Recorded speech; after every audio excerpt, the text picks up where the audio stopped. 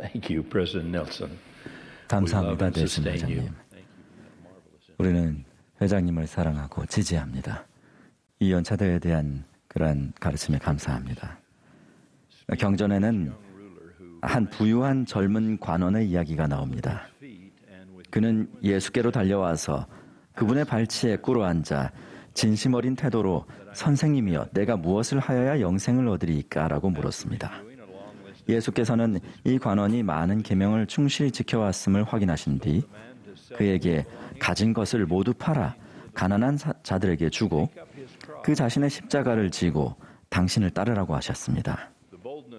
패기 넘치던 젊은 관원은 이 강력한 명을 받자 한순간에 용기를 잃고 근심하며 떠났습니다. 그 사람은 재물이 많았기 때문입니다. 분명히 이것은 부의 사용과 가난한 사람들의 필요사항에 관한 경고가 담긴 이야기입니다. 하지만 궁극적으로는 신성한 책임에 전적으로 헌신하는 것에 관한 이야기입니다. 재물이 있든 없든 우리 개개인은 이 젊은 청년에게 요구됐듯이 그리스도의 복음에 헌신하겠다는 단호한 결심으로 그분께 나아가야 합니다. 요즘 말로 우리는 올인해야 하는 것입니다. C.S. 루이스는 그 특유의 인상적인 산문에서 주님께서 우리에게 이렇게 말씀하시는 모습을 상상합니다. 나는 너의 시간이나 돈 또는 네가 하는 일이 아닌 너를 원한단다.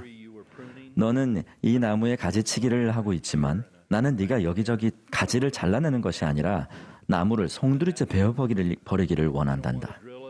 그 치아도 구멍을 뚫거나 치건을 씌우거나 때울 게 아니라 통째로 뽑아버리기를 원한단다. 사실 나는 네가 육에 속한 너 자신을 내게 주기를 원한단다. 그 대신 나는 너에게 새로운 너, 곧 나 자신을 주겠노라. 그러면 나의 뜻은 너의 뜻이 될 것이니라. 이 연차대에서 말씀하실 모든 연사는 어떤 식으로든 그리스도께서 그 부유한 청년에게 하셨던 말씀을 다음과 같이 전할 것입니다. 구주께로 오십시오. 온 마음을 다해 온전히 그분께로 오십시오. 자신의 십자가가 얼마나 무겁든 이를 지고 주님을 따르십시오.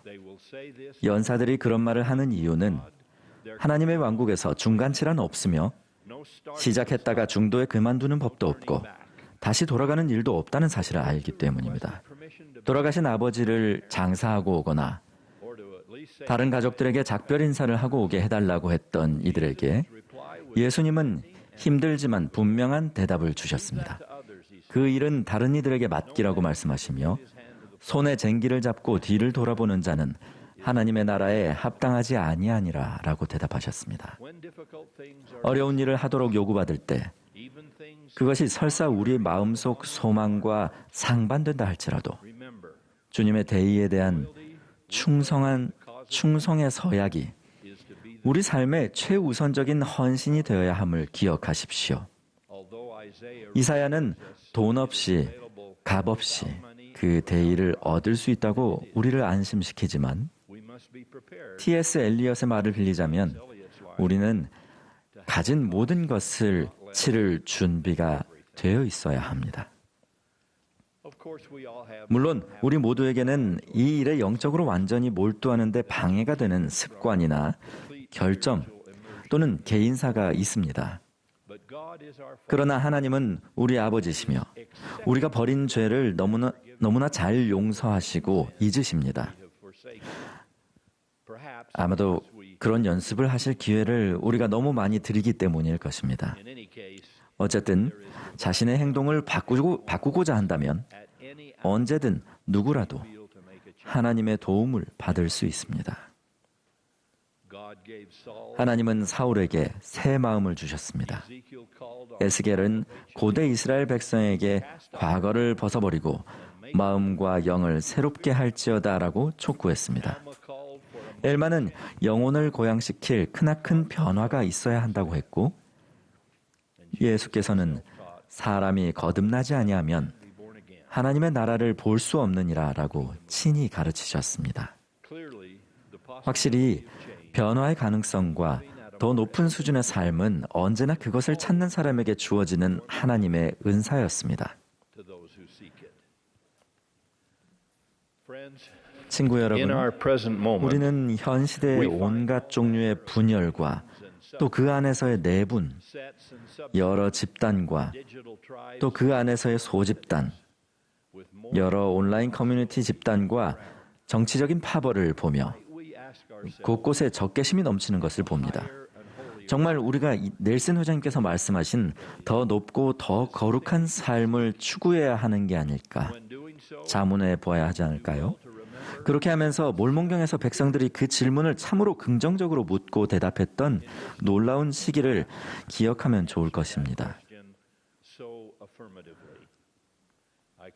또 이렇게 됐나니 백성들의 마음속에 거하는 하나님의 사랑으로 말미암아 온 땅의 모든 백성 가운데 다툼이 없었으며 그리고 시기함이나 싸움이나 여한 종류의 음란함도 없었으니 정녕 하나님의 손으로 창조된 모든 백성 중에서 이들보다 더 행복한 백성이 있을 수 없었더라. 도적이나 살인자도 없었고 레이맨인이라든가 무슨 인이라고 불리움도 없이 그들은 하나로서 그리스도의 자녀요 하나님의 나라의 상속자였더라.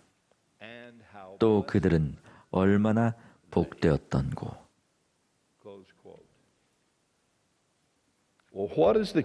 이렇게 만족스럽고 행복한 삶을 가져온 성공의 비결은 무엇일까요?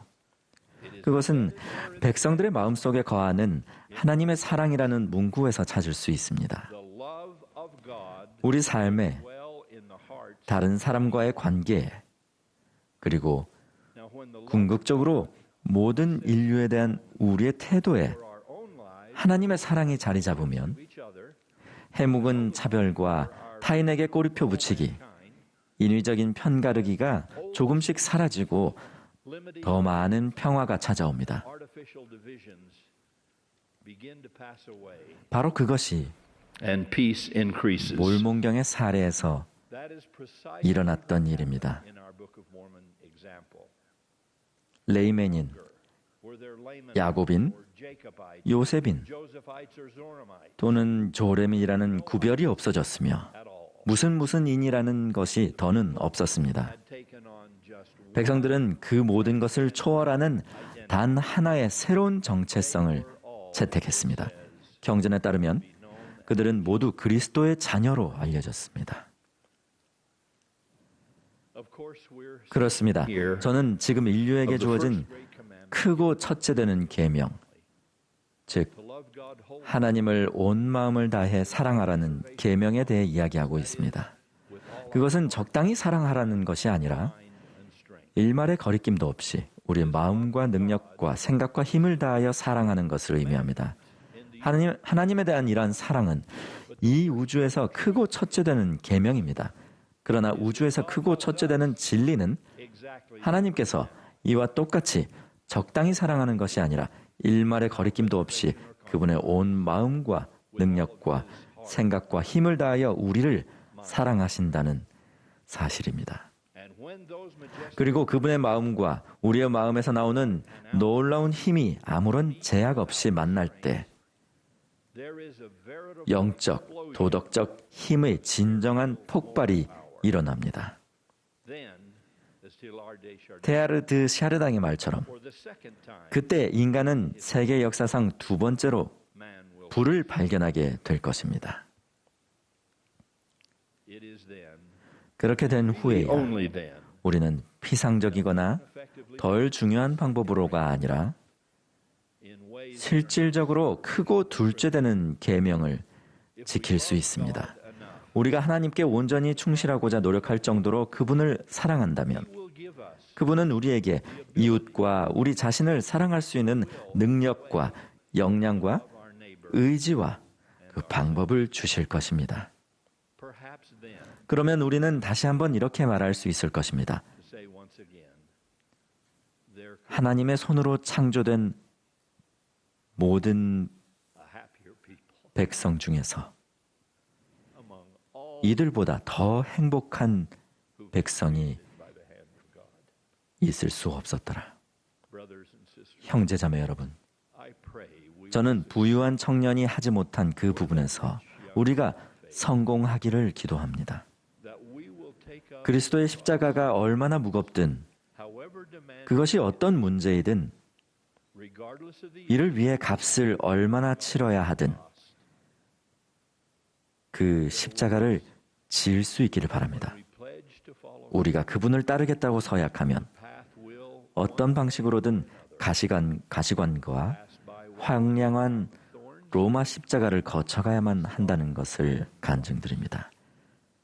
그 젊은 관원이 아무리 부유하다고 해도 그는 삶에서 그 상징물들의 의미와 중요성을 깨닫지 않고 피해갈 방법을 살 수 있을 만큼 부유하지는 않았습니다. 그것은 우리도 마찬가지입니다. 가장 큰 재물인 영생이라는 축복을 받는 것에 비하면 우리가 믿는 도리의 대제사장이자 샛별이시며 변호인이신 왕을 따르는 길에 나무라는 요구는 너무나도 작은 것입니다. 그리 잘 알려지지 않은 고대 선지자 아멜레카이가 말했듯이 저는 우리 각자가 우리의 온 영혼을 그분에게 예물로 드려야 한다는 것을 간증합니다. 우리는 그런 확고하고 변함없는 헌신을 이렇게 노래합니다. 그 산을 찬양하라. 나 그곳에 굳건히 서 있네. 당신의 구속의 사랑이 깃든 산. 내 마음 받아 봉하소서. 당신의 하늘 궁전에 봉하소서. 예수 그리스도의 성스러운 이름으로 말씀드립니다. 아멘.